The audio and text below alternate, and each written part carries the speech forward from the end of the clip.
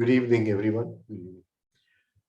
Uh, Today, the session is more like a practical session in the sense that we are going to talk about how we can practically pause. So it is more like a psychic exercise. And usually, when there are practical sessions, I do like people to interact with me. So some talks, it's okay to talk about it. Some talks you would like, but I don't know how to do that on Zoom. So we'll just go ahead and see how it goes. Now, Mr. Tavaria, that is Tavaria Sahib, he had this whole set of exercises, right from the refining exercises, the exercises in phases, but he laid a great emphasis on something which we call pause, that he would translate the initial sutra, Yoga Chitta Vritti Nirodha. So he would translate the word Nirodha as pause, and in its practical aspect to pause. Now, the whole effort is to be free of our mechanical, automatic reaction to pause to react in every situation of life. So this is an inbuilt mechanism, and it has come from the animal kingdom and the plant kingdom in the sense that they react to external stimuli. They are programmed to react to external stimuli.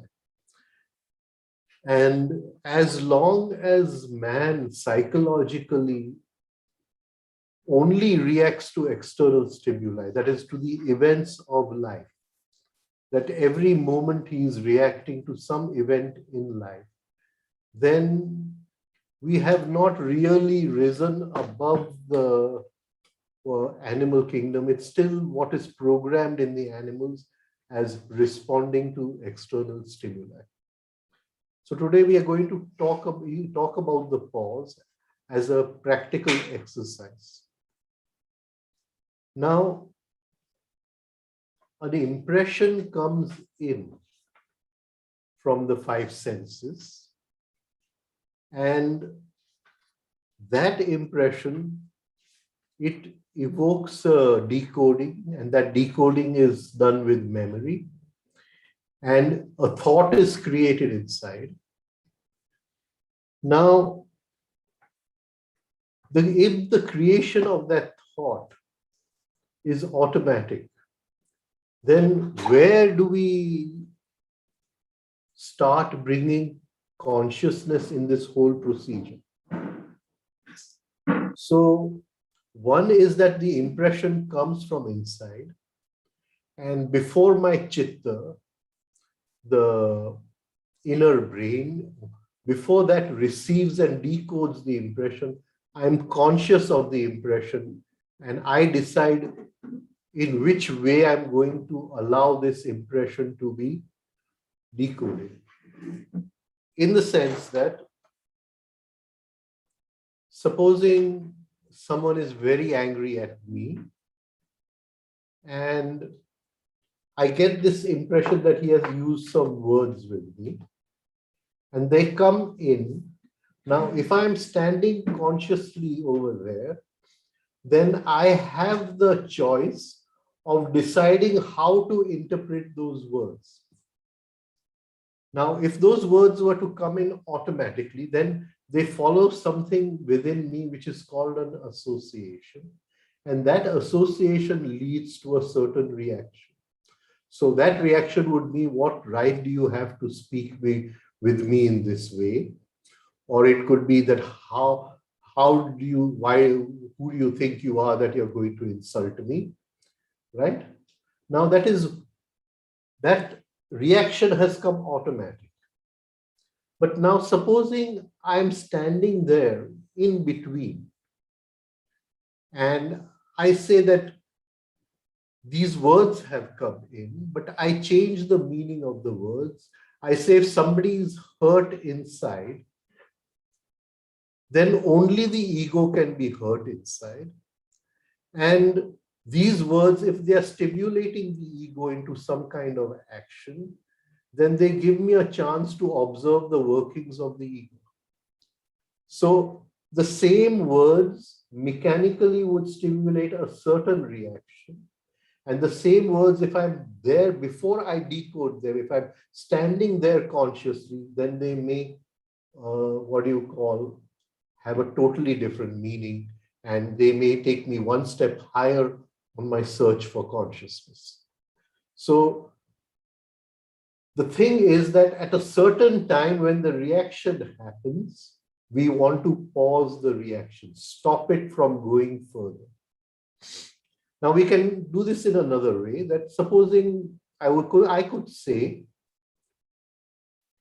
that the impulse which is coming from outside, the impression which is coming from outside, it comes at a very fast speed.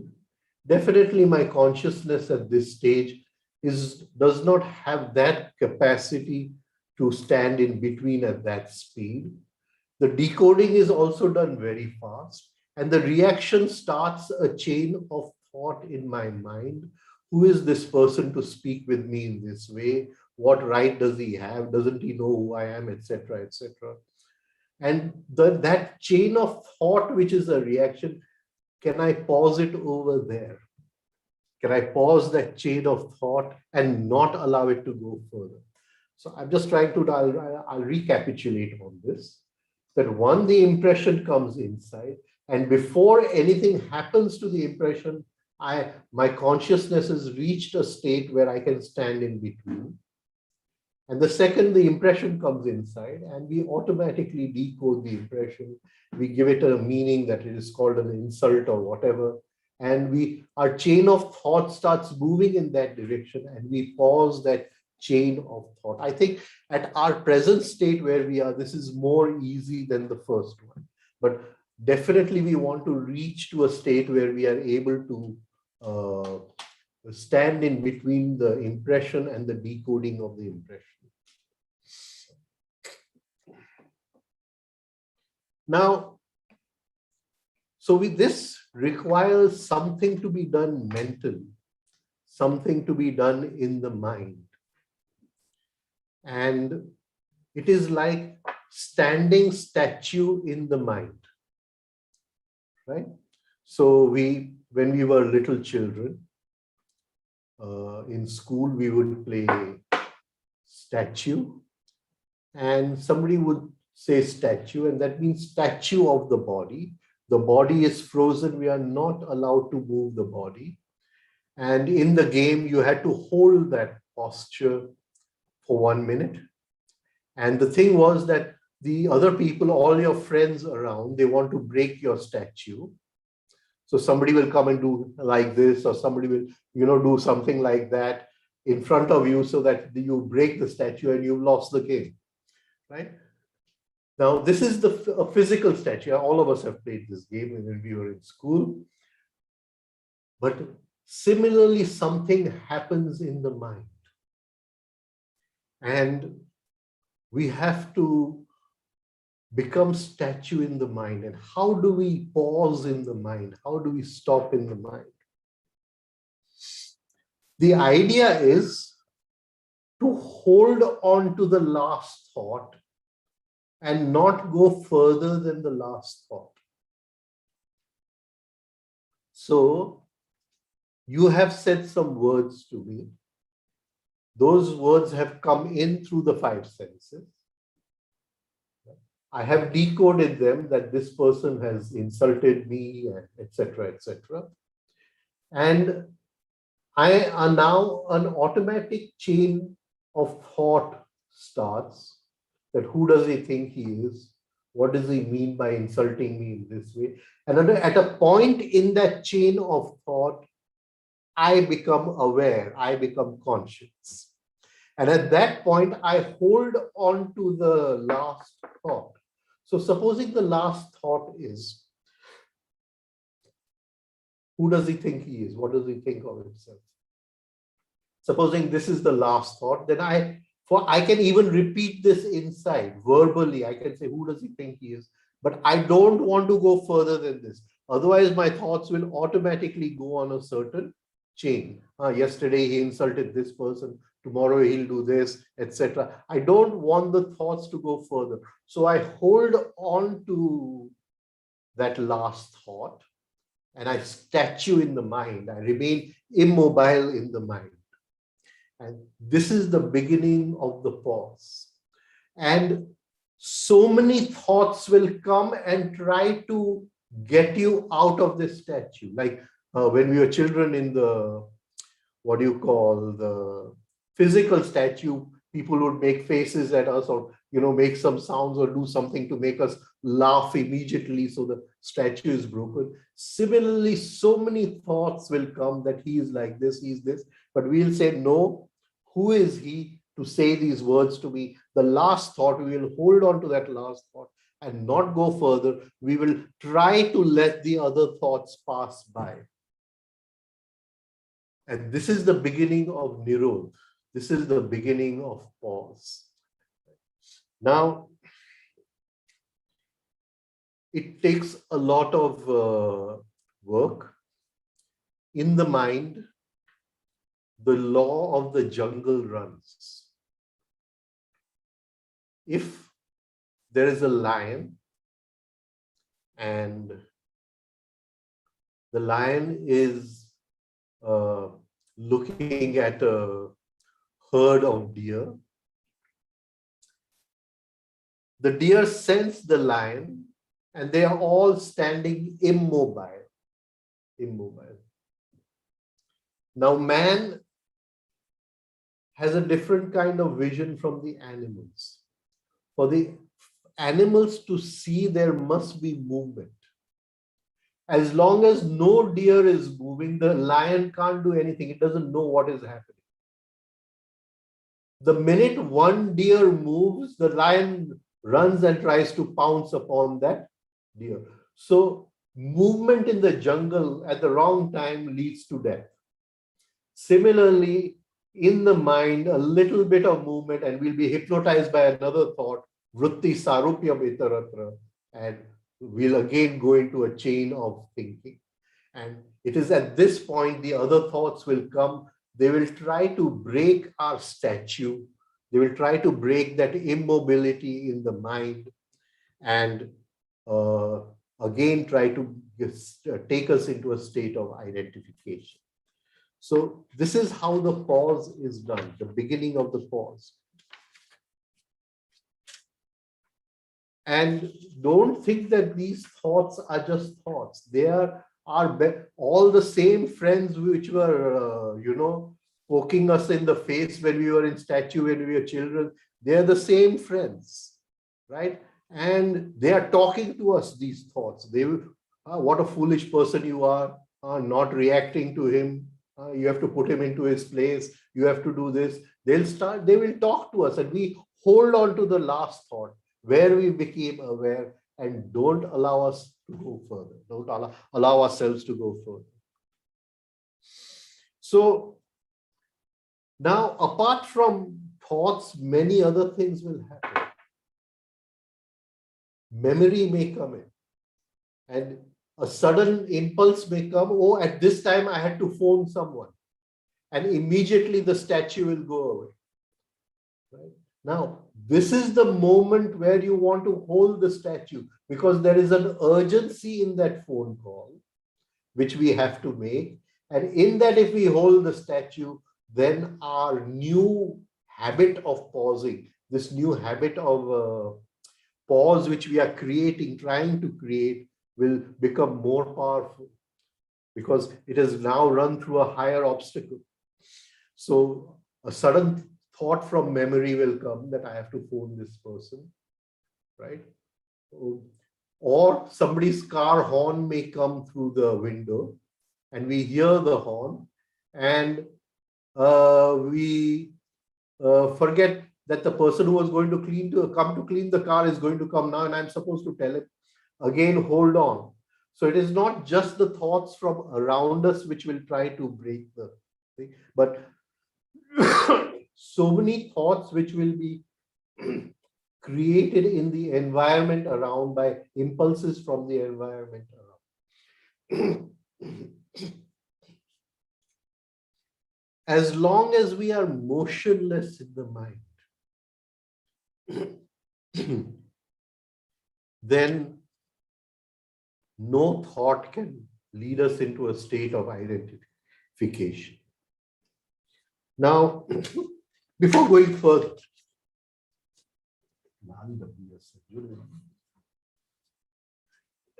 okay.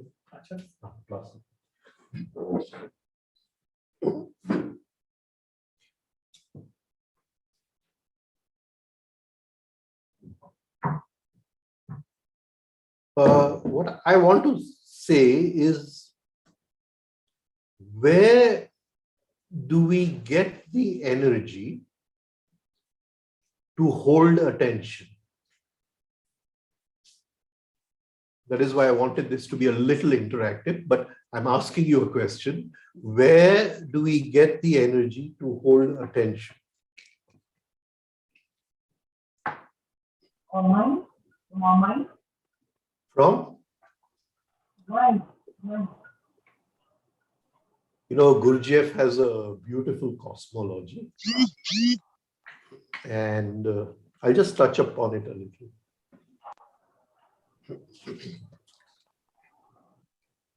So Gurdjieff says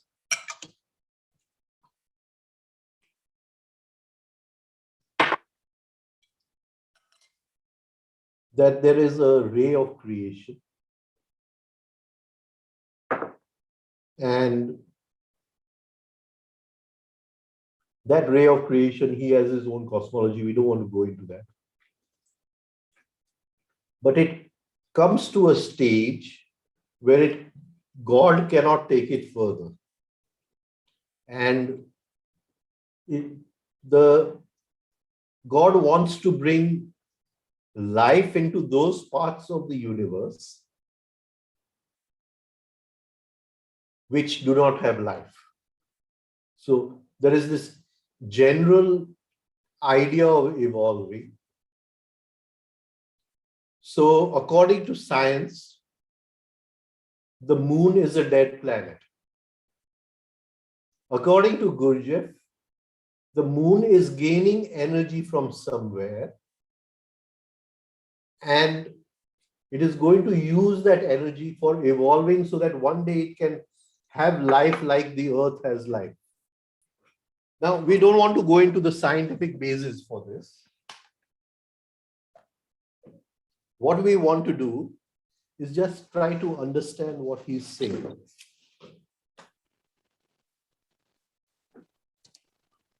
So, the divine creator or the divine engineer, he then brought about plant life on the planet. Plant life took energy from the sun. And when the plant died, it released that energy which went into the moon, and the moon used that energy for its growth.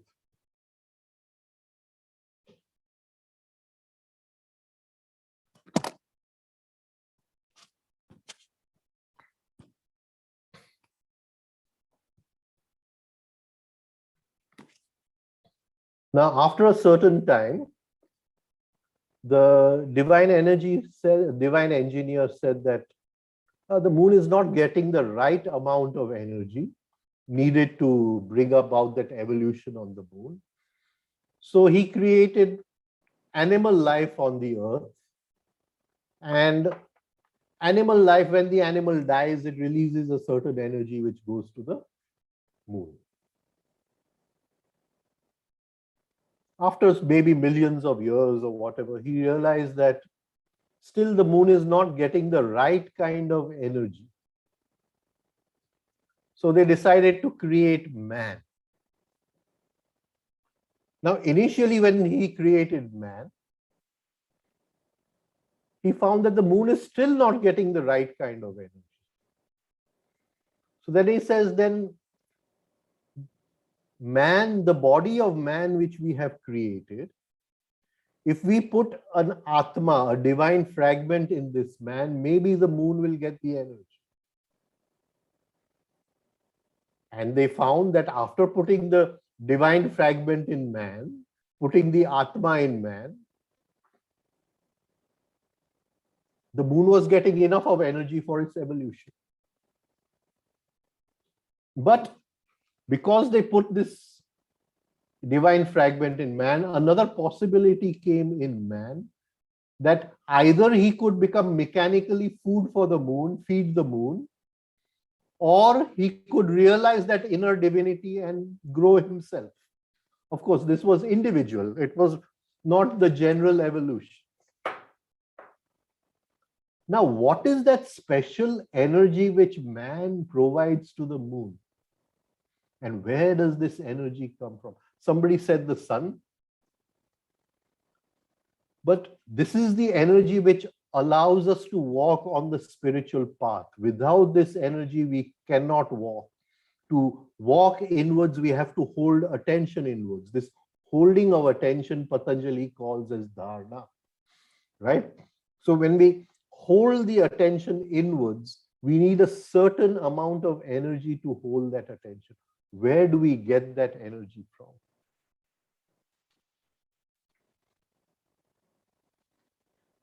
Now,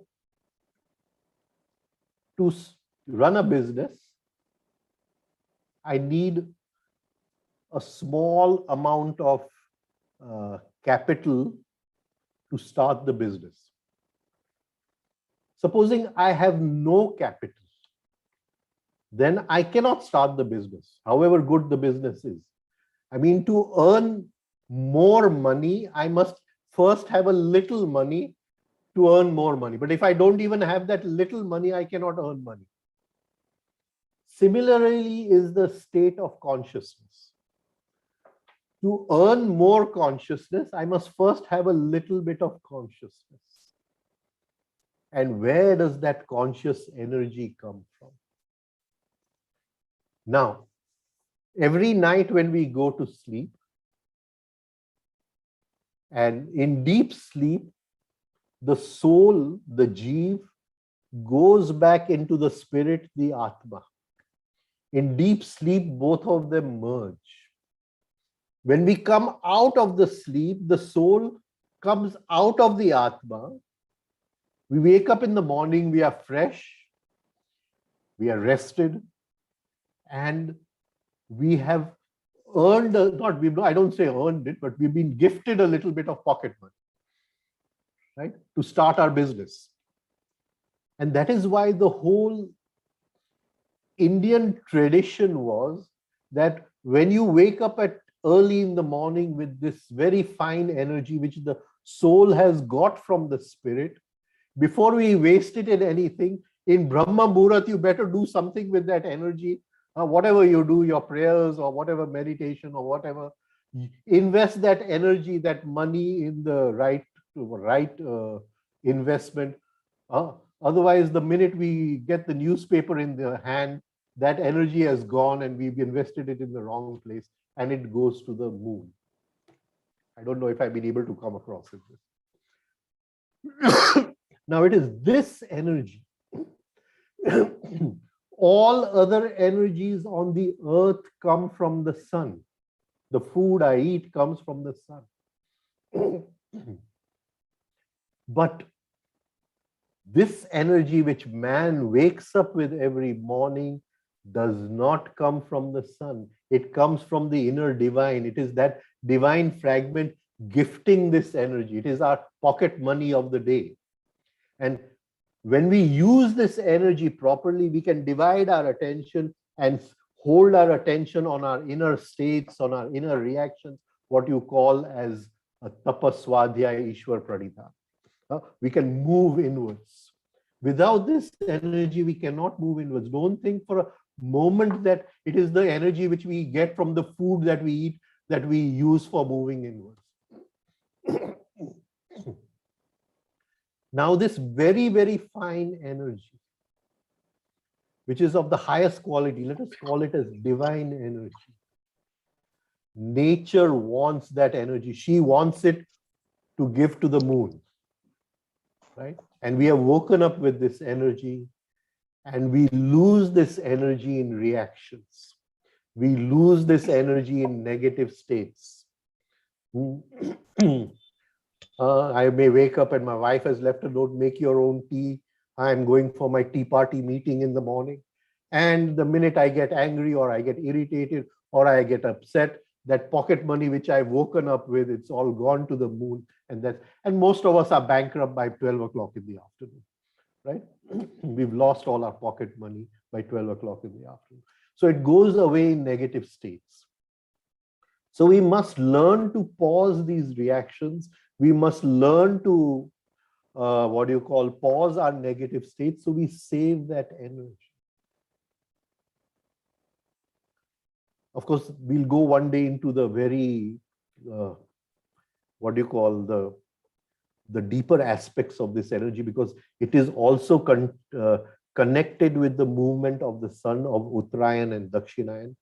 And we'll take one talk on that one day. Now, this energy can be consciously, gathered, what Gurdjieff calls as digesting impression food. So when an impression comes in, somebody insults me, instead of reacting to that, I pause and then I digest that impression. Then I'm now personally extracting that energy which I've got automatically at night. And it is this energy which allows us to follow the spiritual path. But to be able to digest that energy, I must be conscious. And that is why, to start my business of becoming more conscious, first I need a little capital. And that capital comes from the divine fragment. Every night when I go to sleep, in the morning, he gives it to me.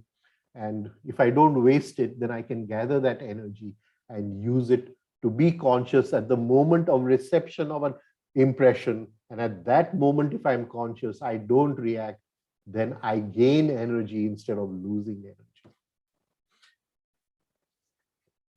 See, sadhana or, the spiritual journey is not something we do in the morning. It is every moment of our life. So in this moment, something is coming in from the five senses. If I can pause and I digest it, then I've taken one more step on the spiritual path. And if I cannot pause and I react and throw it out, then I've fallen down a little. Every moment I have these two choices in my life. Spirituality does not mean, doing anything very special. It is moment to moment being conscious in that moment. And for that, we learn to pause our reactions. Now, we're going to go into chapter 3 of the Yoga Sutra. And we are going to see how Patanjali has described this pause, how the Rishi has described this pause. And we are going to take 4 sutras today. Chapter 3, 9, 10, 11, 12. So we'll start with Sutra 9. Keta will just come with the sutra. Vyuthana nirodha sanskaryo abhibhava pradurbhava nirodha kshana chitta anvaya nirodha parinama. Here, Patanjali is saying, he's talking about 2 sanskars, 2 habits. The habit of Vyuthan and the habit of Nirodha. We are not going to go deep in the words today. When this comes in our Yoga Sutra, we'll go deep into each of these words. But we'll take the immediate translation of the word Vyuthan as reaction. So Patanjali is saying that for thousands of years, we have this habit of reacting, which he calls as Vyuthan. Now we are creating a new habit. We are getting rid of the mechanical habit of reacting, and we are creating a new habit of pausing. Pausing the reaction, not reacting. This he calls as Nirodha. So we have two sanskars. Vyuthana Nirodha sanskar. The sanskar of Vyuthan, reaction. The sanskar of Nirodha, right? Pause. Vyuthana Nirodha sanskara. I'll have to see it. Abhibhava Pradurbhava. Abhibhava. Abhibhava is setting, going away, disappearing. Pradurbhava is rising, appearing. Okay, come back to. So what Patanjali is saying, the sanskar of Vyuthan, the sanskar of reacting is disappearing. It is setting like the setting sun. And the sanskar of pause, the sanskar of Nirodha is rising, a pradurbhava. Abhibhava, setting, pradurbhava, rising. So he's saying as we practice this pause in our life, the old habit, maybe 1,000-year-old habit of reacting to every event in life, that old habit that is now, it is going away, it is disappearing, abhibhava, and the new habit of pausing, pradurbhava. Pradur means to rise, to come forth, right? Then let us go ahead in the sutra. Nirodha kshana. Nirodha kshana. In that moment of pausing, Nirodha kshana, chitta anvaya, the mind conjuncts with this new gap of pause. Now, such beauty in his, what do you call, writings. Now, Patanjali is saying that we have an old habit of reacting, and because now we are practicing this pause in our daily life, in every event in life, that old habit is disappearing and a new habit is being created of pausing. He says in that moment when we pause the mind, when we are standing motionless in the mind, when we are standing there in the mind without any reaction, no movement, the thoughts are passing by, in that moment, the mind suddenly conjuncts, suddenly joins with the pause. It takes the shape of the pause. So in that moment of pause, the mind takes the shape of the pause. So in that moment, the mind is empty. There is no content in the mind. So he says, Vyuthana Nirodha Sanskaryo, Abhibhava Pradurbhava, Nirodha Kshana Chitta Anvaya, the mind conjuncts, Nirodha Parinam. Nirodha Parinam means transformation.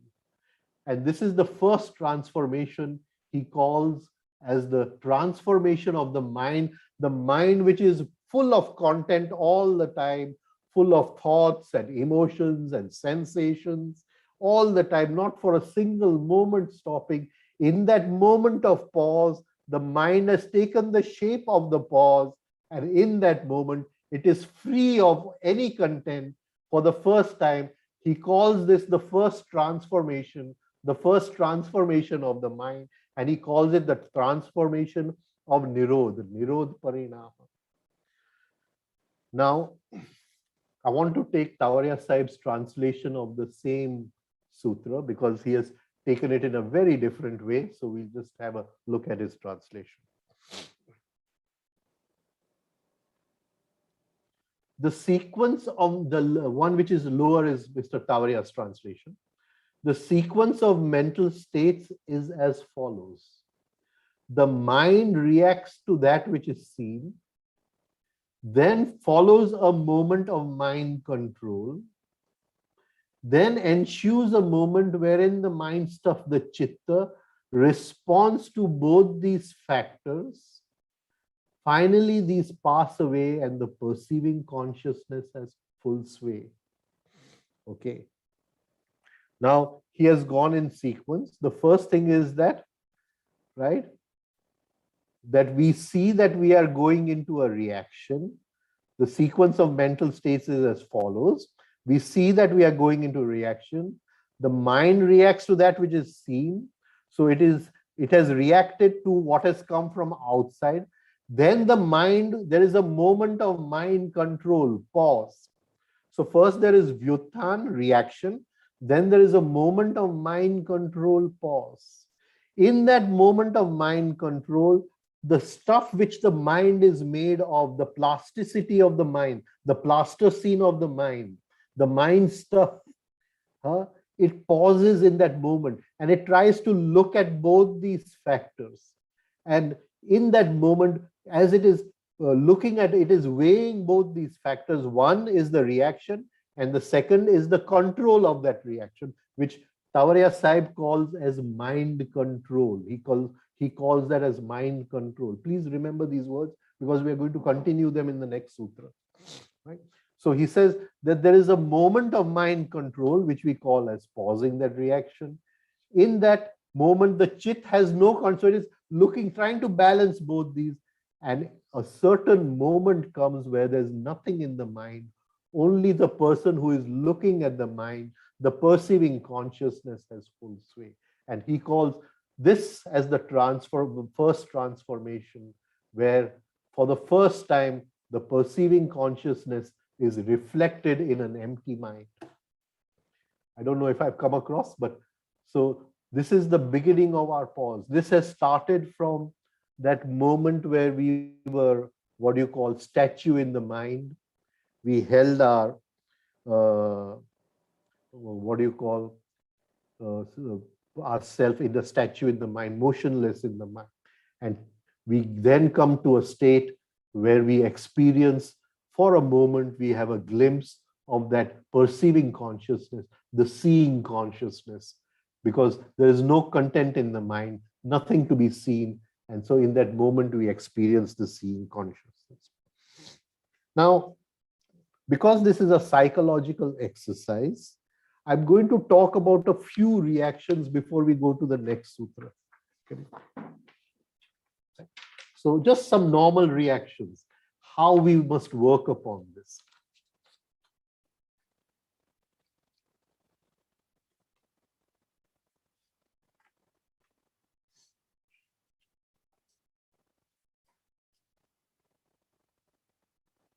Okay.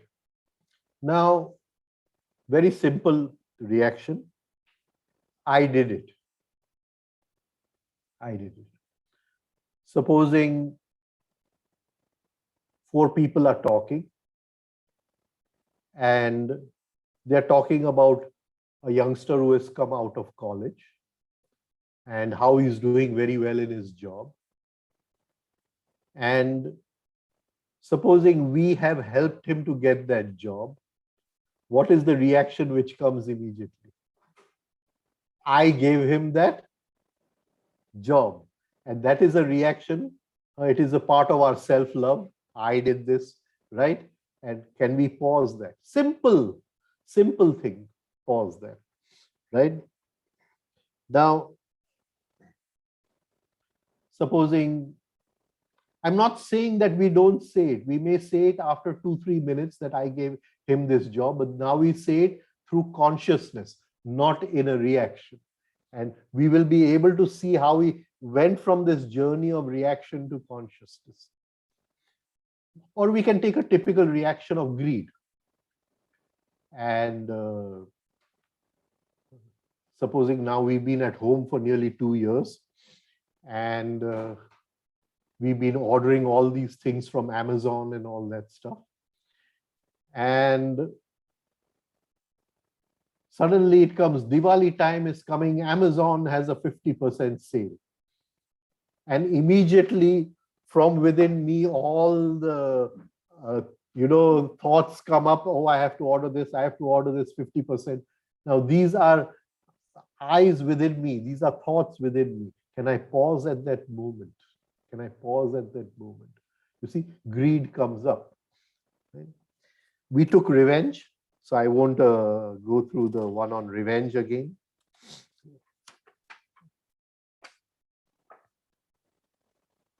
Now, sometimes to observe self-love is a very simple thing. And it happens with everyone that I may go into a room and I'm talking but there are two people sitting in a corner and they are laughing, and somehow I feel that they are laughing at me. And this is a feeling which we all go through. Now here, this is my self-love is hurt. How can someone laugh at me, right? And can we just look at that and try to pause it over there?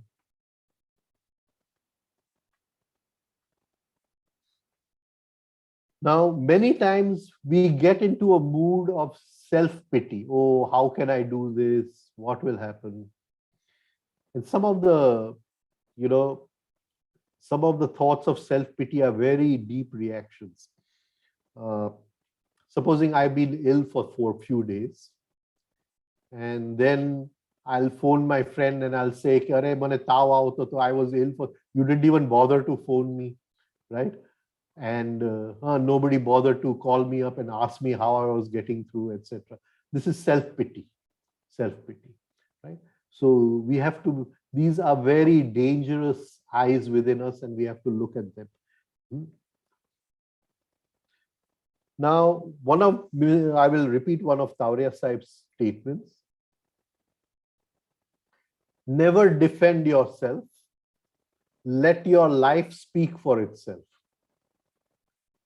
Now, whenever we want to defend ourselves, it is a reaction, right? So I'll say I never get angry. And you'll say, I saw you just day before yesterday getting angry at the traffic cop or whatever. And I'll say, oh, but that was one instant. I'll try to defend myself. And whenever I'm defending anything, only the false needs defense inside, right? Or I'll say I'm always on time, and you'll say, but yesterday only you were 10 minutes late. And I'll say, oh, the traffic was this and that and all that. I'll defend myself, right? So we have these reactions inside where we want to defend ourselves. So we can look at these reactions. There is an urge to always put ourselves right. Okay? So these are some small reactions. Now, try to, when we visit people's homes, we must look within ourselves. Supposing somebody has a better TV than the TV I have, then what thoughts are going on inside? What reactions are coming inside? And we must look inside. Don't immediately react. Where did you buy this TV? I also want to buy one like this. Then that's the end of the matter. We have reacted, and that's what do you call food for our inner growth. We have thrown it away outside. We vomited it outside. Right? So these are just a few small ones which we can look at, and because this is a psychological exercise, I remember 2 years, of course, we've not traveled, but the last trip, I got down at San Francisco airport, and the line to go through immigration was minimum 2 hours, and standing in the line. So the person who had come to pick me up, he sent me a WhatsApp message. What, you're really going to get bored in that line? So I said, no, I'm not going to get bored. It's going to be a good training for me to keep this monkey calm, right? I'm going to observe this monkey for 2 hours, and I'm not going to allow him to complain about the 2 hours or complain about the American immigration system or whatever thing it is, because these days in India, we have this thing where we just get out in 15 minutes, and there we have to stand in line for 2 hours. So every moment in life is an opportunity, right? And opportunity to work on ourselves, to pause the reaction. And as we become more adept in pausing this reaction, the reaction becomes more and more, the pause becomes more and more spontaneous. We will take the next sutra, sutra number 10.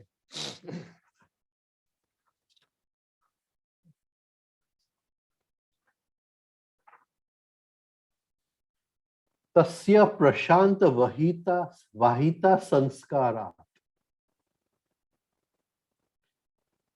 So as we practice this pause, a time will come when it starts becoming second nature to us.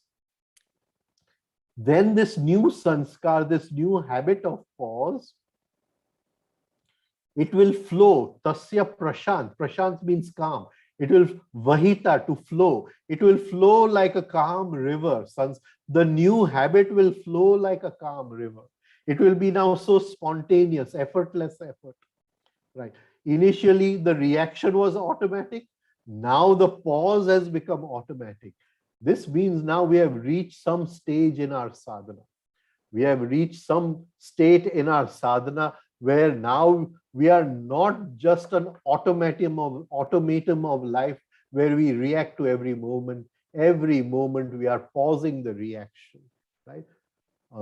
So he says, over a period of time, as we keep practicing this pause will become like second nature. It will become more and more spontaneous. So again, let us see, we started from that small statue in the mind, small pausing in the mind, the experience of the seer within, the perceiving consciousness.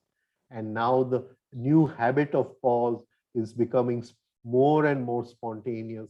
We don't have to remember to do it. Now it starts coming on its own. It's become a new conscious habit, which has replaced a mechanical habit. We go to the next sutra. Oh, we'll have to take Tauriya Sahib's translation of this sutra. The establishing of this habit, through the cultivation of this habit of chitta, there will eventually occur a steadiness of spiritual perception. Beautiful. Now, you see, you can see Mr. Tauriya has not gone through the Sanskrit translation or anything of the sutras. He's just said what happens in this sutra. He says, in this we will get spiritual perception. I remember in the last year when he was there, we used to get a lot of letters, and he would not read all the letters. I had to read all the letters. And he would tell me now in a gist. I had to tell him what was in each letter. And he would tell me what to reply, and I would reply to the letters. And letters would come of all types. And somebody would say, okay, I have lost, I'm no longer in love with my husband. I've fallen in love with this person, right? What do I do? And I remember on one occasion, there were two very similar letters. Both talked about the same thing, that I have fallen in love with somebody else and I don't like the person I'm staying with. What should I do? This is just the gist I'm giving you. In the first instance, he's telling me that you write to that person that to give up this new person and go back to whom that person is staying with and to live with that person properly. And the second instance, he's saying, it would be better to leave that person and find a new life with this new person you have fallen in love with. So I asked him that, sir, what is this? How can you reply to two different people with the same question? How can you give them different replies? And he says, in the first instance where I've told that person to go back to the person that person is living with, that is something which, a karma which is not yet finished. It has to be fulfilled, that karma. And in the second instance where I said you leave this person and go with your new lover or whatever, that New lover is not a new lover. He has come from the past life. You see? So now, and I mean, this is just some instances which are, but this is spiritual perception.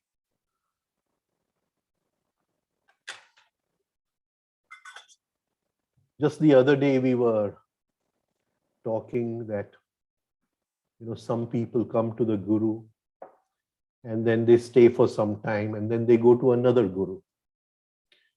And we wonder what did they not find here that they went to another Guru. Right?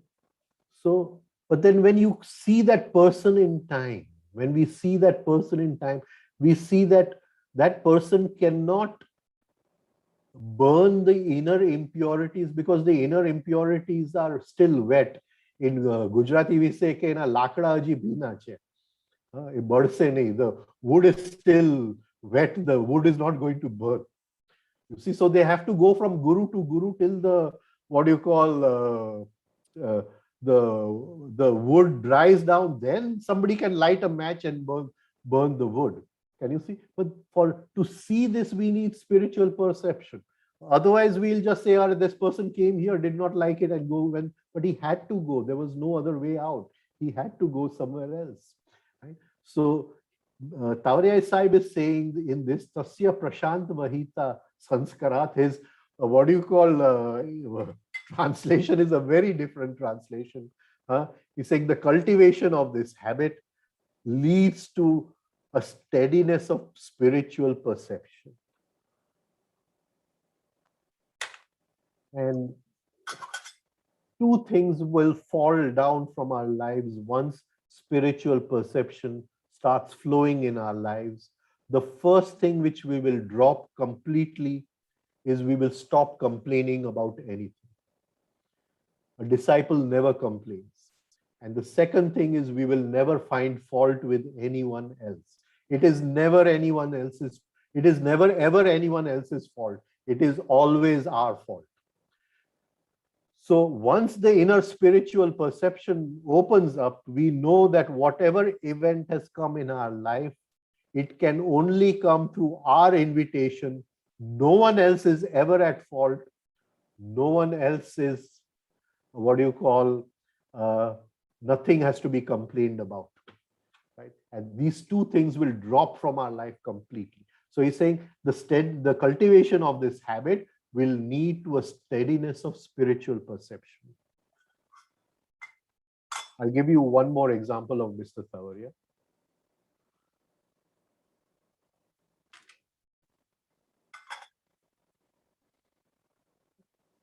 He had a huge plot of land in Thana.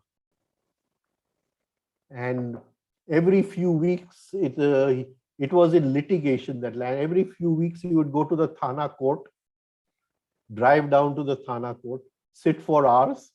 What they call in Hindi over here is Tariq Padta hai. So there would be a date fixed and he would come back. One day somebody arranged, I won't give a name, a person who is even famous today, a political, this thing is still a minister in Maharashtra, for him to come and meet Mr. Tawariya Sahib. And I came and they were sitting over there and he's saying, I will finish all the problems of your land. He's telling Tawariya Sahib. So after a lot of this, that Tawariya Sahib said that, "Nay, you please forgive me, but I don't want to do it in this way. Let it happen in its own way." Of course, that person went away. I asked him, "Sir, what is this? The problem is there. Get rid of the problem. Somebody is getting rid of the problem for you. Why are you this thing? You want to go to Thana every few weeks. You sit there for hours. And then, what they call that date is given, Tariq Padta, and you come back." But he says, the land is not going to be sold in my lifetime. My lifetime, I have to go to the court and sit over there and come back. So this is spiritual perception. This is spiritual perception.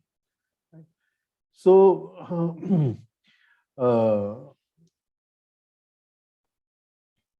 One more example I'll give. I don't know, I have a whole, I don't know, so many examples. I can just go on the whole day.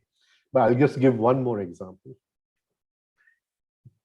He was treating one boy, and the boy was responding very slowly to the treatment. The father of the boy was very rich, and he called a surgeon from, I don't remember exactly whether it was from England or somewhere, to perform an operation on the boy. And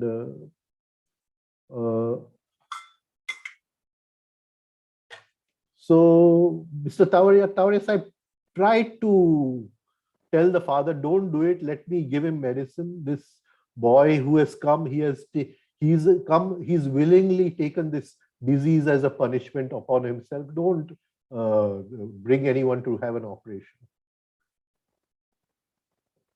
The father listened. The father did not listen to him. And he called this surgeon from abroad, very famous surgeon, and the surgery was going to happen in Jaslok Hospital. Those days, the stock exchange got over at 12 o'clock. So around 12:30, I came to his home. And he was sitting there like this. I said, so what is happening? And he said that boy's operation is going on, and within a few minutes, he's going to die. And he's gone. This is spiritual perception. But of course, he's at the peak of spiritual perception. In our case, if we can at least see that whatever pain and suffering I have in my life, it is only by my own invitation that it has come. Nobody else is responsible for it. And if I want to change that pain or suffering, then I have to change inside of me what is inviting that pain or suffering. If we can understand this much, then our spiritual perception starts growing. Otherwise, we are always looking for faults outside. Something like this happen, right?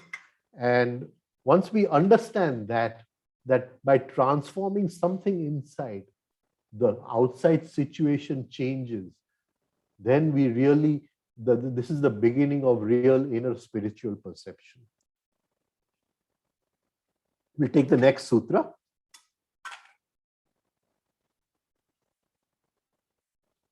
Sarvarthata ekagrata shaya udaya chittasya samadhi parinama.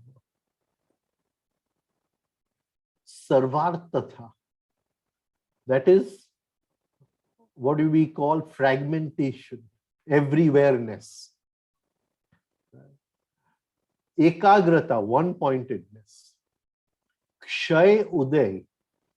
Now, as we keep on living the pause in our daily life, a point will come where our attention, which is everywhere, will come to a state of one-pointed. Again, he's using very similar language.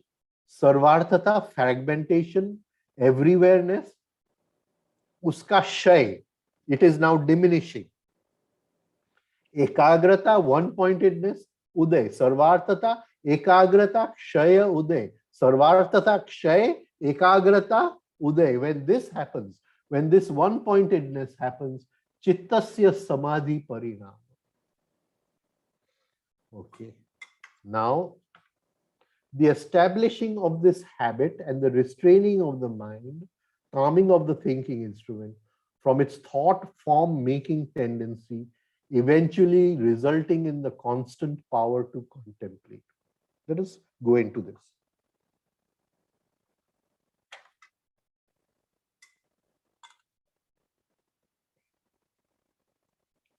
Now, in the first Nirodha Parinama, where we started with statue, and there was a transformation of the mind. Now, the seeing consciousness is looking at the mind with something which we call attention.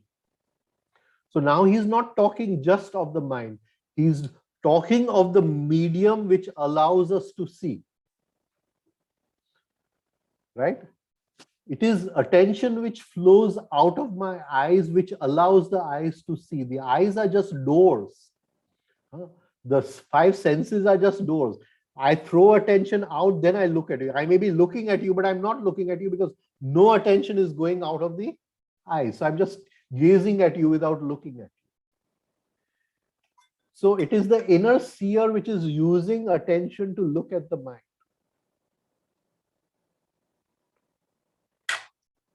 So he's saying, what is the quality of our attention? Patanjali is saying. So he's saying the quality of our attention is sarvarthatha. It goes everywhere. It can't stick for a moment in one place. Our attention is dancing in so many places. Right? If I go shopping with my daughter, he said, Papa, I want to buy this. And after 5 minutes, I want to buy this. Then I want to buy this. You see, the attention dances all over the place. Right? And this is the, what do you call, our inner state. We want to, what do you call?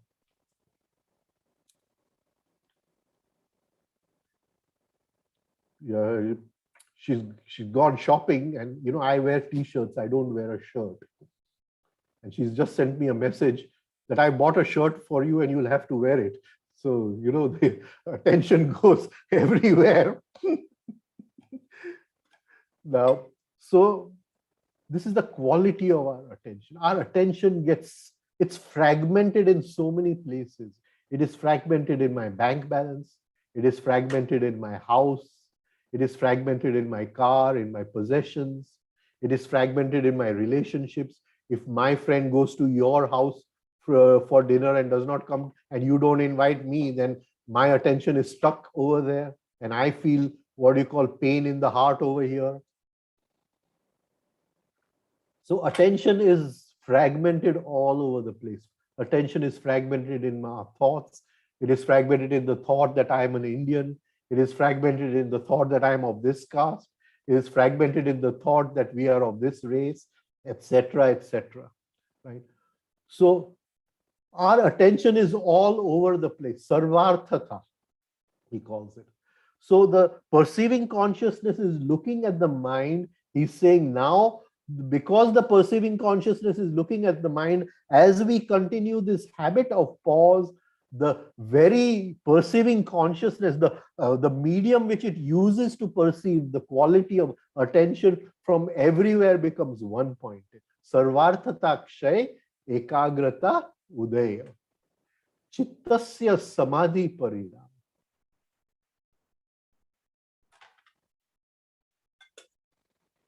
Everything has an outer covering. Everything has an inner essence. In the Mahabharata, there's a beautiful story that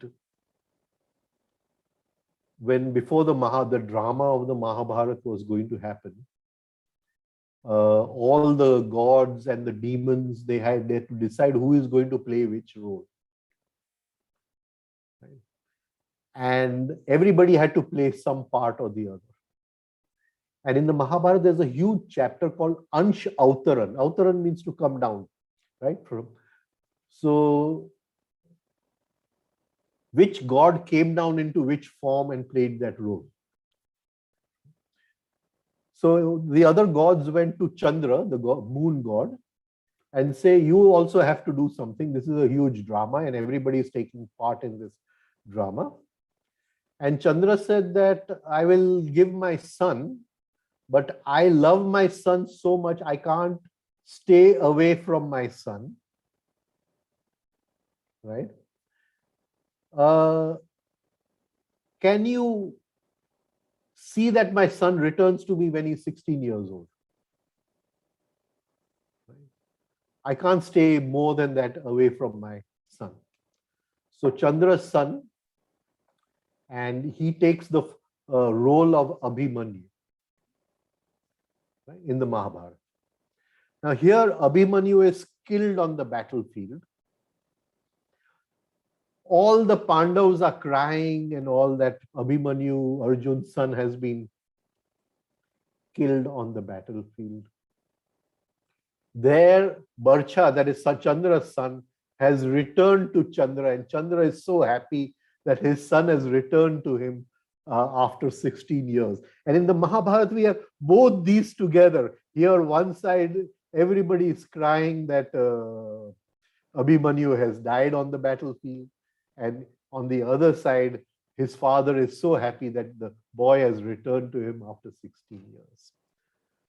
Now, right, Ekagrata Parinam. Now, in the previous sutra, Tawariya Sahib talked about the opening up of spiritual perception. Now he's talking about the transformation of the mind due to that spiritual perception. And this happens because the attention which was, fragmented, the attention has now become one-pointed. And in that one-pointed, there is Samadhi Parinam. The mind transforms, that now the mind does not see the outer cover, it sees the inner essence. It doesn't see the outer form, it sees the inner essence. I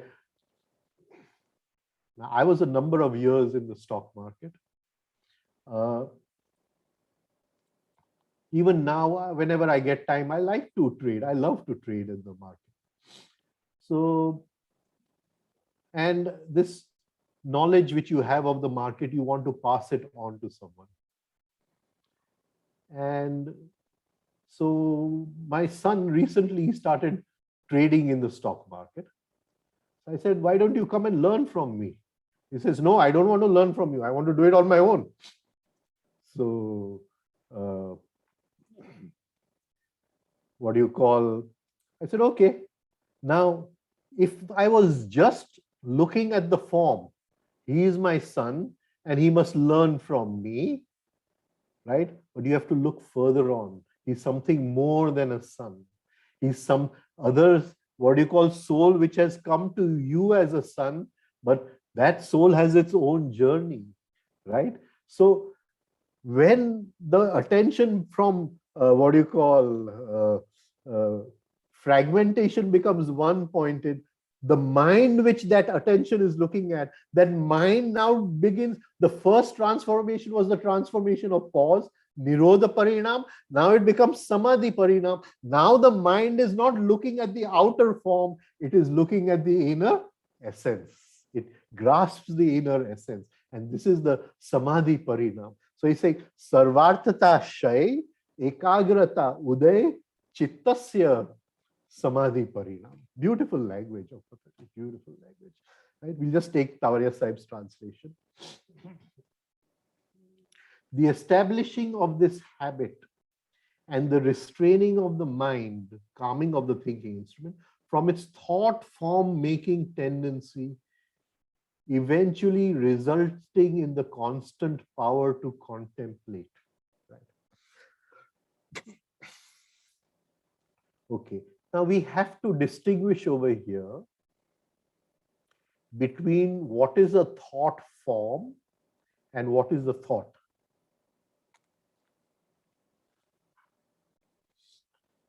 Now, an impression comes from the five senses. It meets memory inside.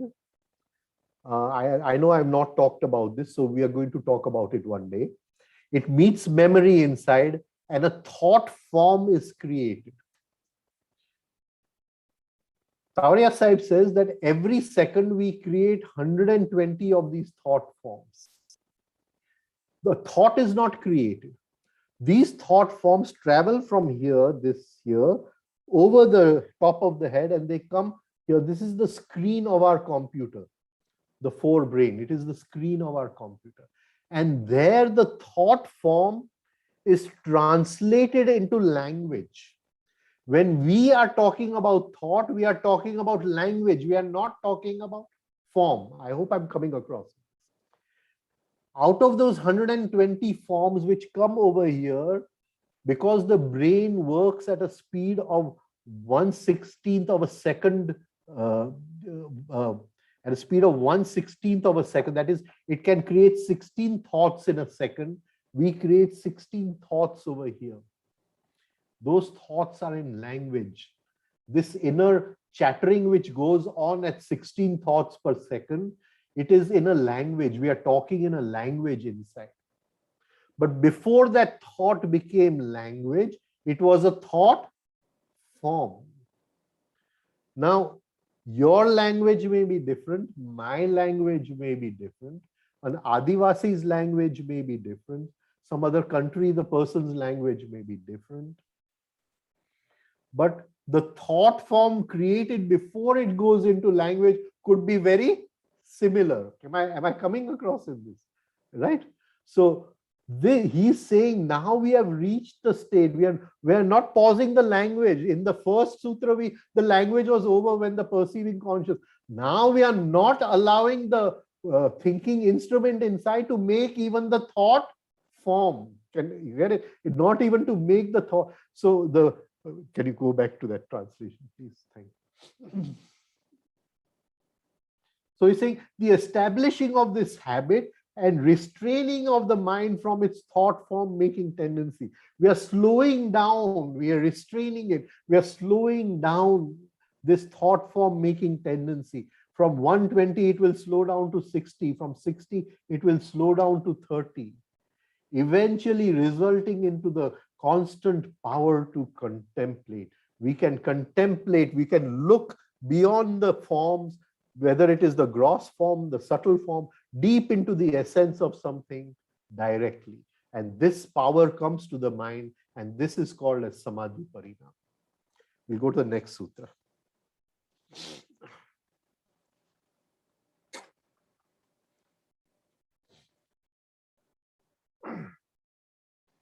Tata Puna, what's the time? 5:45. Tata Puna, Shanta Uddita, Tulya Pratyaya, Chittasya Ekagrata Parinam. Okay.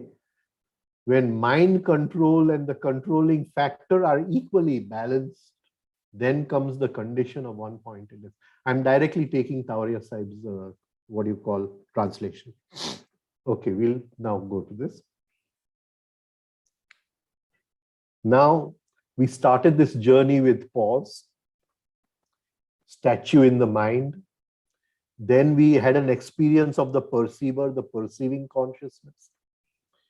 Then the mind went through first the Nirodha transformation. Second transformation, it went into Samadhi transformation. Now he's talking about the final transformation, which is Ekagrata Parinam, the one condition of one-pointedness. What does this mean? Tata Puna Shanta Udita Tulya Pratyaya. Now he's saying Tata Puna, now go back. Now repetition, Tata Puna. Shanta Udita. One impression is what do you call disappearing, setting, and one impression is rising, but there is Tulya Pratyaya. Tulya Pratyaya. There is balance. Balance. The pratiti is of balance which is coming now. This is beautiful. Now, this can be done in many ways, but we'll take one way today, and when we go reach the third chapter, we will open this out in different ways.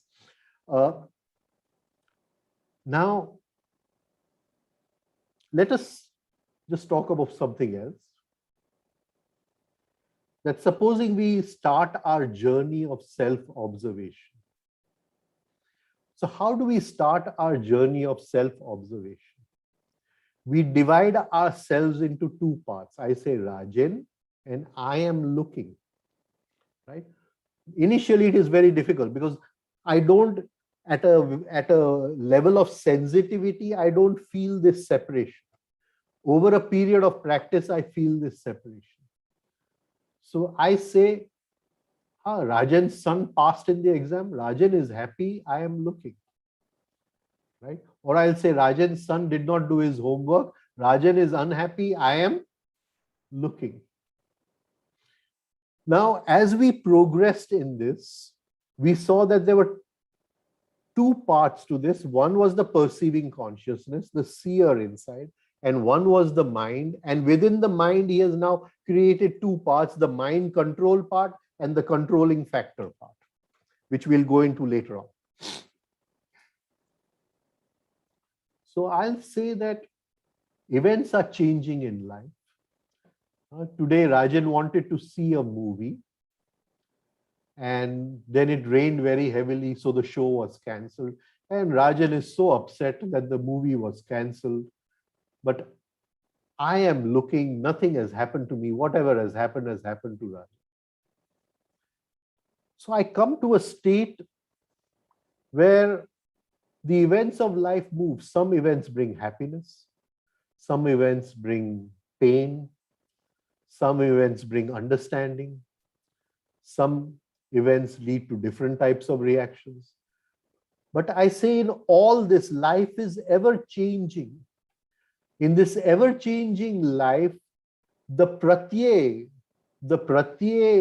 of the inner seer, the sensitivity of the inner seer is always the same, tulya pratyay. So he says, this event came in, this rising event brought happiness, this disappearing event is what do you call, bringing sadness, shanta udita, tulya pratyay. But in both, I am taking the impression of the inner seer, and that impression of the inner seer is balanced, tulya, in both these, whether it is happiness or whether it is sadness. That inner impression of the seer inside does not change. The events of life keep on changing. Somebody, a baby is born, somebody is going to die, somebody has a marriage, somebody has a divorce. Life, the events keep on changing, this ever-changing life, but the seer inside always gives me the same impression. So you say, Tata Puna Shanta Udita Tulya Pratyaya Ekagrata Paridam. This is the final transformation of the mind, where in every event of life, the what do you call, the mind is reflecting the seer inside, and that seer inside is always the same. He is always steady. Nothing changes over there. The intensity keeps changing as we go deeper, deeper. The events of life change. So he's saying, in all these changing events in life, for me, the inner impression of that seer is always the same. He calls this as the condition of one-pointedness.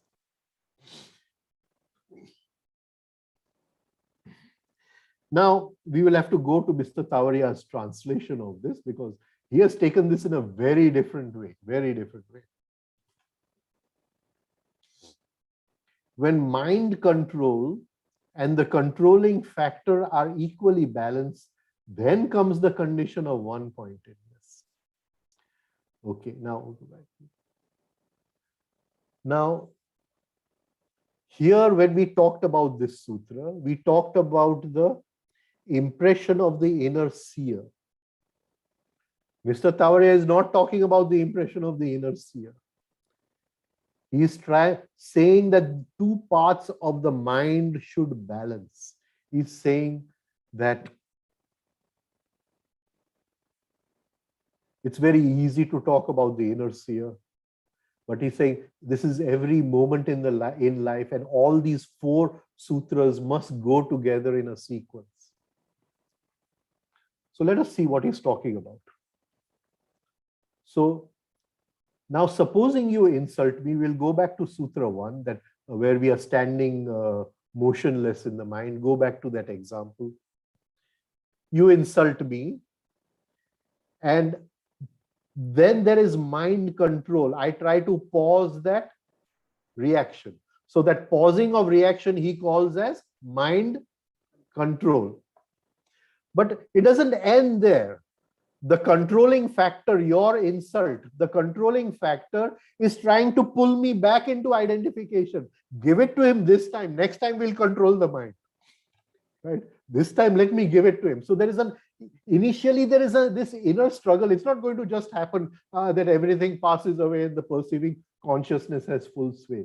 Mr. Tawaria is saying you're going to go through so many steps. So there's this tug of war between mind control and the controlling factor. Something wants to pull you back into identification, pull us back into identification. Something which understands wants to pull us out of identification. And there's this inner struggle. And every time the mind control may not win, the controlling factor may win. Now he says, when these two things are happening inside, when this inner struggle we call as tapa. tapa. Right? When this inner struggle is going on, there is a knack in this inner struggle. There is a way to do this inner struggle. I'll go back to one example. You know, all these Taoist masters, and they all nearly have the same name. But one of them, his name was Lea Taju. Lea Taju, Taoist. And Lea Taju, one day he went fishing. And he put a worm on his fishing hook and threw the hook into the water. And the fish came and caught the worm. And he was so happy, he pulled it immediately. The fish took the worm and went away.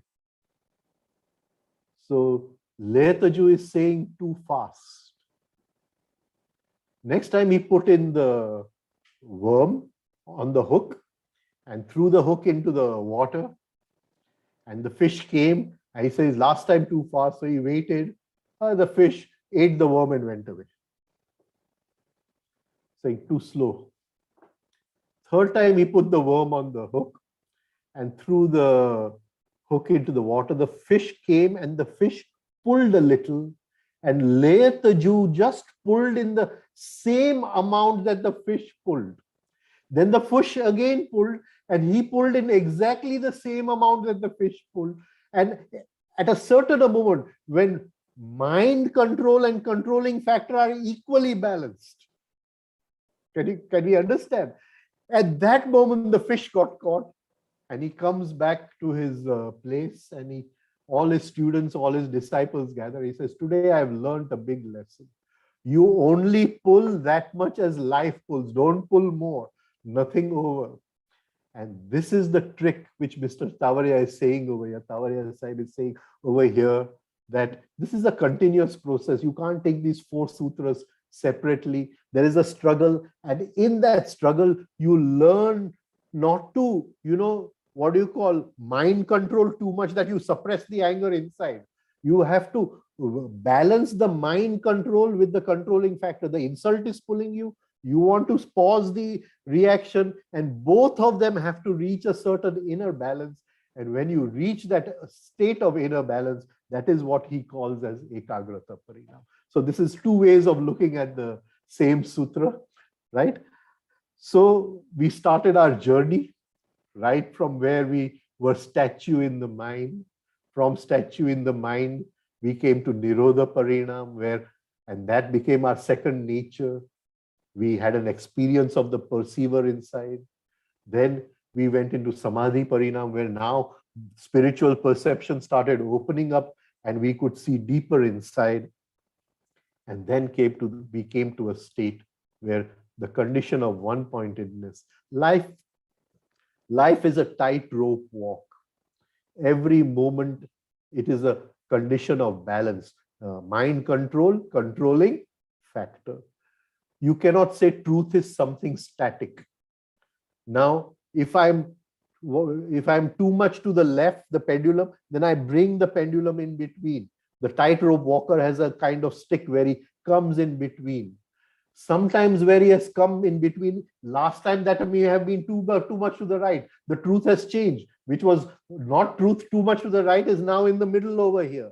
So each moment life, this mind control and controlling factor are moving. And through that, we are finding our way through life on the path, rising on the path of consciousness from this end of the rope to that end of the rope. We balance and find our way. So Mr. Tavaria is saying that this is the practical aspect of this sutra.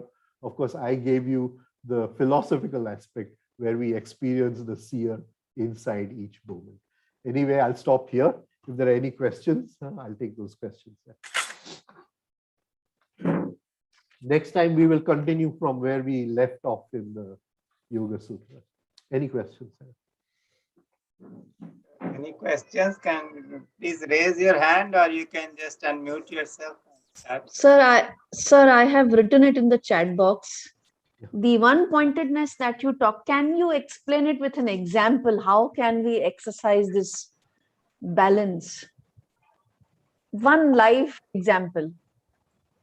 How we can, what do you call, experience this, Yes. what do you call, balance. Okay. Yes.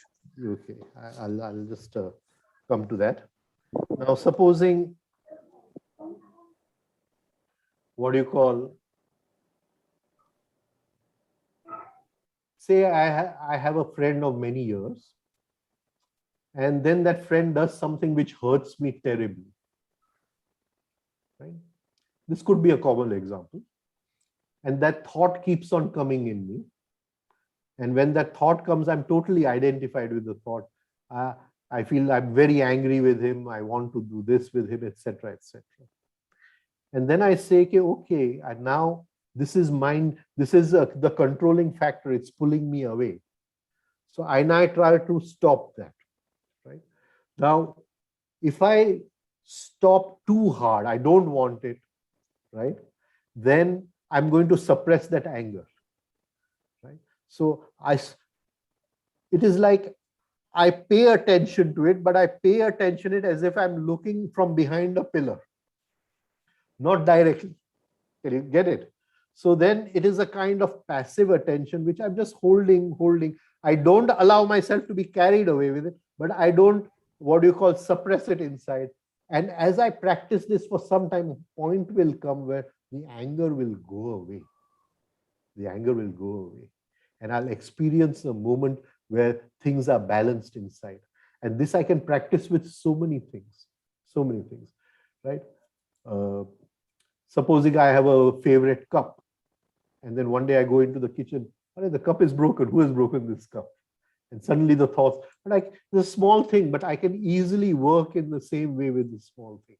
And a point will come where my inner attention is not being attached to this point. My inner attention is not being attached to controlling it. My inner attention is free of all of it. It is the condition of one-pointedness. Right?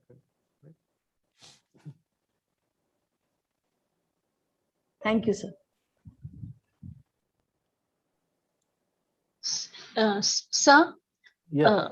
when you were explaining, does this state happen when I become the observer of my thoughts that yes, I'm getting angry, or this is because I'm getting, I'm identifying myself with the as a person, like as by name as Ninu, but I'm just to I'm identifying the friendship, like my friend as a part of me that we have been so long, and we had such a close relationship, and now my friend has done this to me, behind my back, and I'm very upset with it. So is it if I can somehow see the friend as another soul, and maybe I can talk to myself saying that like it was my past karmas, and this is, does this, will this help? Everything is mixed in what you're saying. Okay. I'm so sorry. Right, because Okay. we don't bring in past karmas, otherwise we buffer the shock. Okay. And we don't want to create a buffer. We want to face the reality. It has happened. Right? We don't have the perception to see it was past karma. We are creating an imagination that it was past karma. Right. So don't go into that unless you can see. Right? And if you can see, there is no reaction. That's the end of the matter. Right. Right. But you are, what do you call, creating the past karma to suppress the reaction. That plant is okay. So the shock of what has happened doesn't hurt you so much.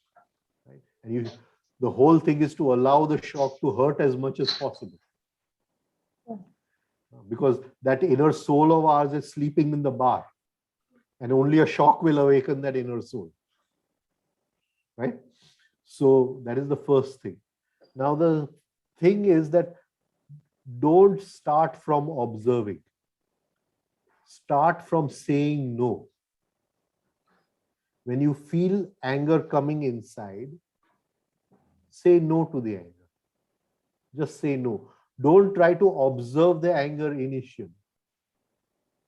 Right? A state will come where you're separate, that this is Rajan and I am watching, Rajan is angry, but that is a long way away still. That separation is not here now. So the initial practice of non-identifying is not observation. The initial practice of non-identifying is to say no. no. right? Just say, imagine that anger is a group of friends who have very bad habits, right? And they come and say, come on, let's go out together. And you'll definitely say, no, I won't come out with you, right? Now, anger is coming inside, and you just say, I will not go for a walk with you, right? So this is the first practice which starts, Okay. right? Or I may come to your home, I see your TV, and I see I'm feeling jealous. So I pause it. I say, okay, just stop over there. I'm not going to go for a walk with you. You're not a good friend. You understand?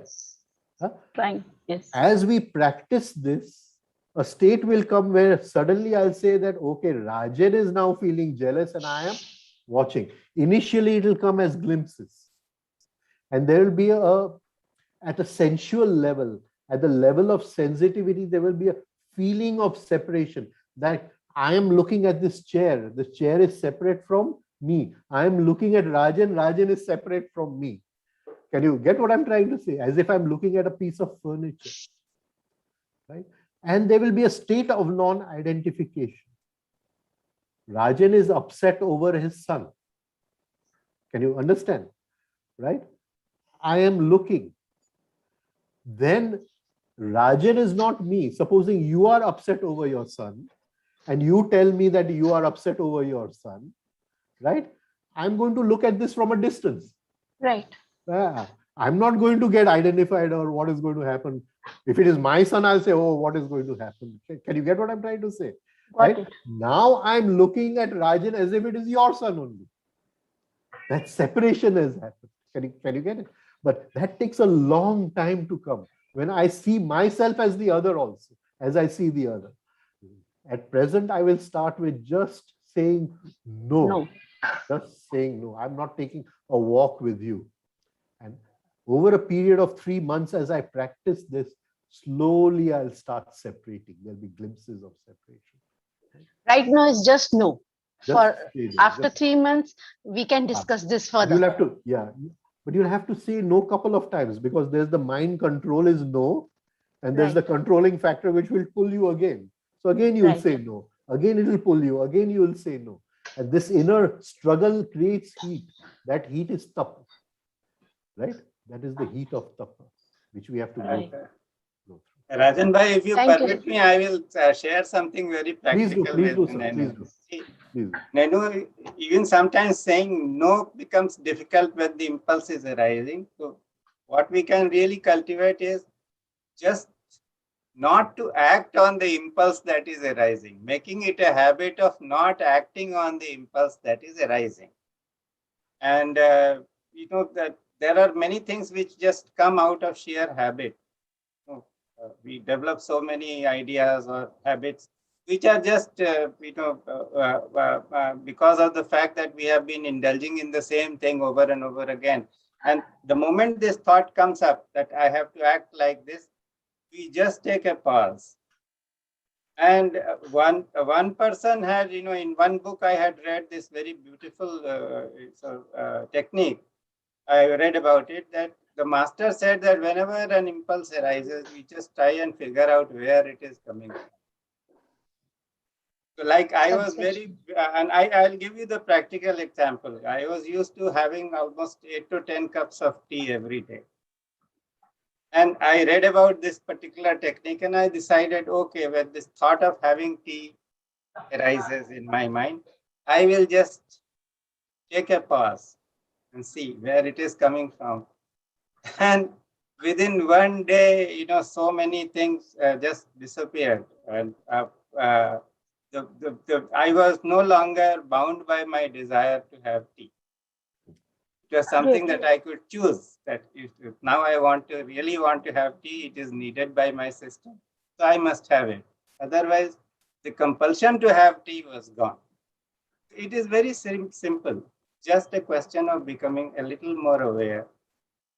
And Like I have this compulsion of eating sweet. I am very, very fond of sweet. so And I when- have been promising myself so many times and I've been breaking this promise. Maybe I'll just work on this, where the impulsive sensation and where it's coming from. that is- Thank See, you. our real work is not on the instinctive center. The instinctive center wants to have a sweet, right? The word, try to sense the compulsion inside. The compulsion is coming from some inner knot inside. Sweet is just an excuse. Right? So what can it be? Just sense it, feel it, and go with it. You may not be able to observe it initially, but after a point, you'll be able to observe it. Then it will tell you where it is coming from. But don't work too much with instinctive sensations. Okay. We are more concerned with negative emotions and reactions. Right. Got it. Thank you. That is the area where a lot of work needs to gets done on the subconscious mind. A lot of things are there. So it's that All negative emotions are identification. identification. Vatsala, please go ahead. So we And took your remember time. this saying, I have a right not to be angry. Right? So, yeah, please go ahead. I can't hear her. Vatsala ji, go ahead. No, I can't You hear have to unmute yourself, Vatsala. Namaste, sir. Vatsala from Bangalore. her. Namaste, namaste. Yes, sir. This is not a question. You are an awesome teacher. This morning I was at the bank. I was so excited about today's session. There was an incident where I had every reason to get normally in my temperament, I would have got annoyed, but I stopped myself in my tracks because I remembered today is the session on pause. And I really thought of you in the bank. So your examples are wonderful. My request is please be generous with your examples because they make the learning so profound and so immediate. Thank you. Thank you. Your examples are really wonderful. Don't stint on the examples, please, as many as you can, because our Thank you. learning takes place very well. Right. I'll do that. Thank you, sir. Thank you, sir. I'm so grateful to you. I really thought of you today, and I prevented one ugly scene in the bank. I said, "Oh, see, Rajan Vakil is going to take this class for us." Thank you. Any more sharing or questions? Anything?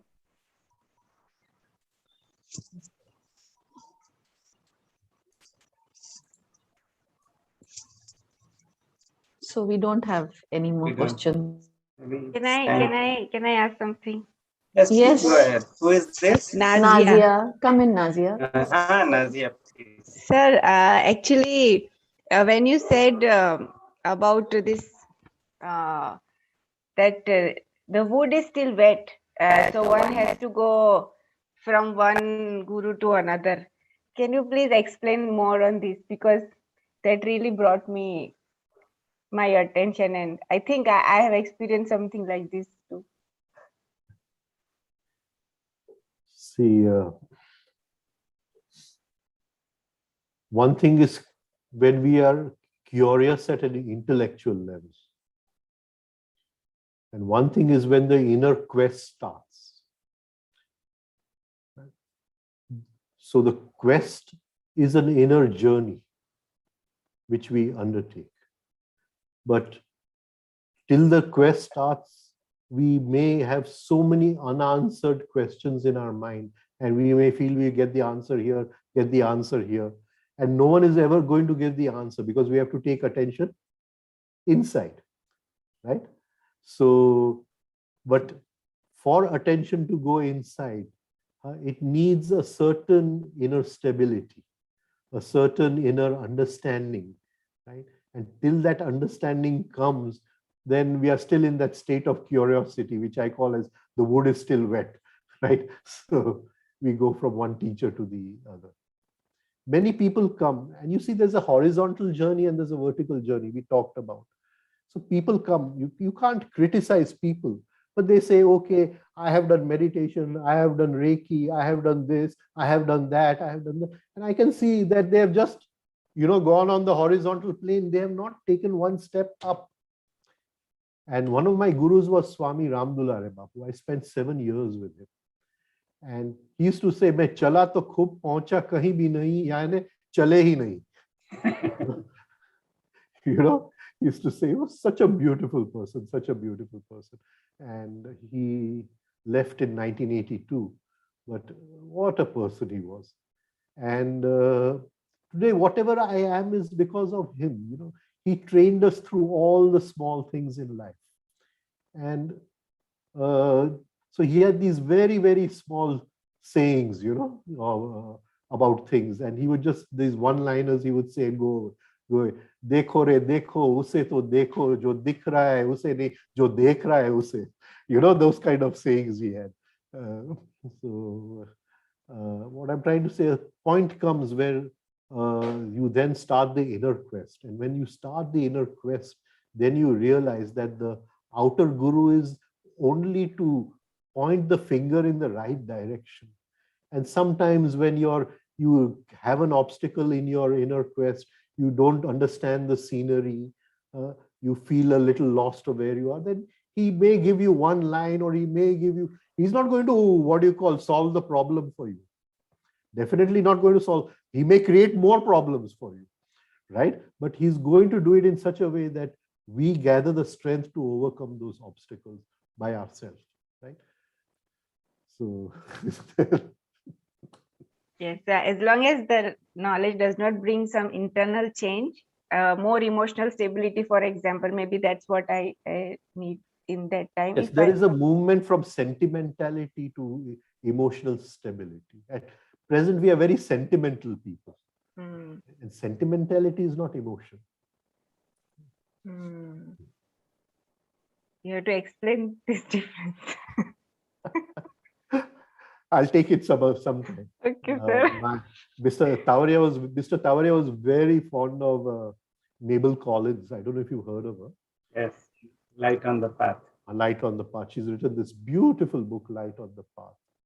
And it starts in this way. Before the eyes can see, they must be incapable of tears. I remember your example. Right. So if you come to me with something and I start crying with you, then I can't see the cause of your problem. You see, because I'm identified because of the tears. So that is sentimental. That is sentimentality. And love is not sentimentality. Love is understanding the other. Yes. I think I got the direction. Thank you. And Rajan bhai, you said you spoke about how Solibhai gave two different prescriptions to the two women, you know, who wanted, were in a dilemma about who to go with. So I was reminded of an incident from Edgar Cayce. Edgar Cayce was a visionary who would see people's past lives, and there was a woman who came to him, and she was having two suitors, and she was undecided as to whom she should choose, whom she should marry. So Edgar Cayce went into trance, and when he came out, he told, during the trance, he spoke to her, he told that, you see, both are you are having connections with both of them through your past lives. And each one has come here or will be here in your life, in your evolutionary journey, to teach you some very valuable lessons. So it is immaterial whom you choose now. You will choose the other one also at some later point of time, and you will learn from him also. So this is about the flow of life. You know, we all come here to learn our lessons and grow. And people come, they are just messengers of God, and they come here and teach us some lessons. But great are those people who can see what lesson one has to teach and how one has to deal with. That's amazing. And the talk that you gave today was a complete blueprint of sadhana. It was a wonderful blueprint. So thank you so much, Rajan bhai. Thank you, sir. Thank you, sir. And we'll just close it with some mantras. Om Sahana Vavatu Sahanau Naktu Sahaviryam Karavavahai तेजस्विनावधीतमस्तु मा विद्विषावहै। ओम शांति शांति शांति।